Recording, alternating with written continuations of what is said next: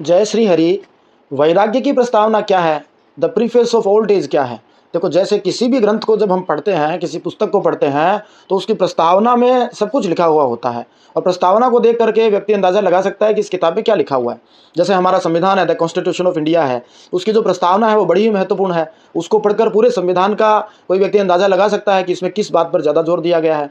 ऐसे ही हमारे जीवन के अंदर भी वैराग्य की प्रस्तावना क्या है? तो देखो, बाल सफ़ेद होना, शरीर जर्जर हो जाना, इंद्रियों में शिथिलता होना, ये सब वैराग्य के संकेत हैं, बुढ़ापे के संकेत हैं।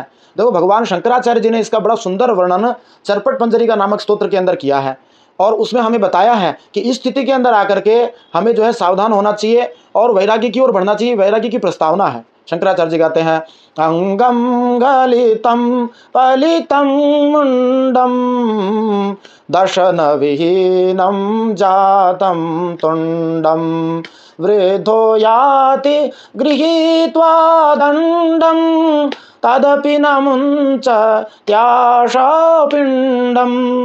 बुढ़ापे में अंग गलने लग जाए, बाल सफ़ेद हो जाए, मुंह में दांत न रहे, पेट में हाथ ढंग से काम नहीं करे, बुढ़ापे में हाथ में डंडा ले ले, ये स्थिति बुढ़ापे की है। ये वैराग्य की ओर बढ़ने की स्थिति है।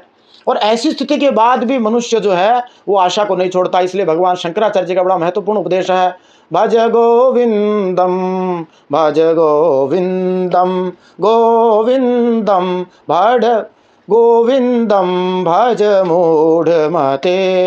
हे मूर्ख बुद्धि के मनुष्य, गोविंद का भजन कर, भगवान का भजन कर, भगवान का भजन कर, उसी से तुम्हारा कल्याण होगा। तो वैराग्य की प्रस्तावना आते ही सावधान हो जाना चाहिए।